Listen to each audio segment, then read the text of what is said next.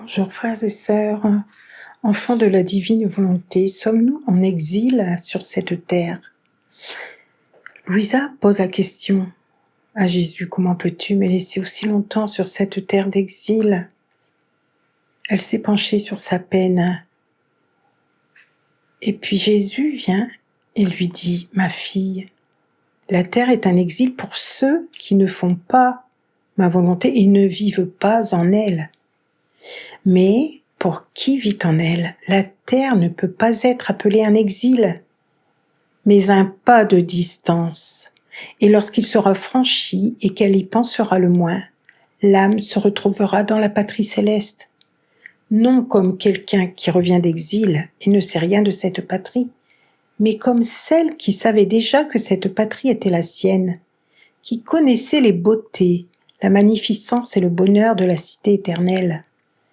Ma volonté ne supporterait pas de voir que celui qui vit en elle soit dans la condition d'exilé.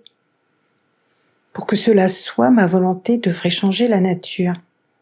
Le régime entre celui qui vit dans ma volonté au ciel et celui qui vit sur la terre.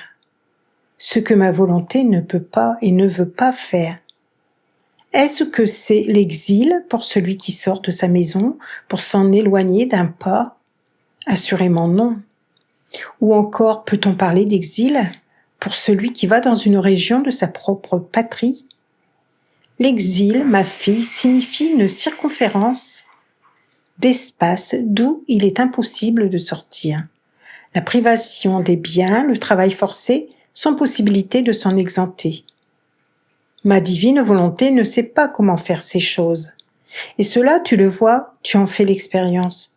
Ton âme n'a pas une circonférence de lieu ni d'espace, elle peut se transporter partout dans le soleil, dans le ciel. Tu as parfois fait tes petites échappées aussi haut que les régions célestes. Et combien de fois ne t'es-tu pas immergé dans la lumière infinie de ton Créateur? Ou n'as-tu pas la liberté d'aller? Dans la mer, dans l'air, partout, partout. Ma volonté elle-même en est ravie. Elle t'y pousse et te donne l'envie de te rendre partout. Elle serait malheureuse de voir celle qui vit en elle bloquée et sans liberté. Ma divine volonté, au lieu de dépouiller l'âme, la comble de ses biens, la rend maîtresse d'elle. Convertit les passions en vertus, les faiblesses en force divine. La divine volonté apporte des joies et des bonheurs sans nombre. Elle donne par grâce ce qu'elle est par nature, fermeté et immutabilité éternelle. L'exil est pour celui qui est tyrannisé par ses passions, sans pouvoir sur lui-même, incapable d'aller et venir sans son Dieu. Et s'il pense faire quelque chose de bien, ce bien est mélangé et entouré de ténèbres. Les vertus du pauvre exilé sont forcées, inconstantes. Il est esclave de ses propres misères, et cela le rend malheureux. C'est tout le contraire pour celui qui vit dans ma divine volonté. Je n'aurais moi-même pas toléré de te garder si longtemps en vie si tu étais en exil. Ton Jésus t'aime trop, comment aurais-je pu supporter de te garder en exil? Et si je le tolère, c'est parce que je sais que ma volonté ne maintient pas sa petite fille en exil, mais dans ses biens, dans sa lumière, libre et maîtresse d'elle-même, dans l'unique but de former en toi son royaume et afin que tu puisses l'implorer pour le bien de la famille humaine.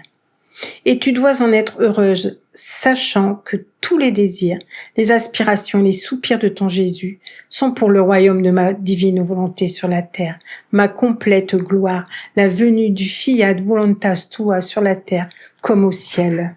Voilà, frères et sœurs, la différence entre l'âme qui vit sur terre comme une exil sans divine volonté et celle qui est plongée dans l'acte unique éternel de notre Seigneur, qui vit dans la divine volonté, qui fait tous ses actes unis aux actes de Jésus, et qui n'est pas en exil sur la terre, mais qui est bien avec un pas dans le ciel sur terre. C'est pour les âmes qui vivent dans la divine volonté.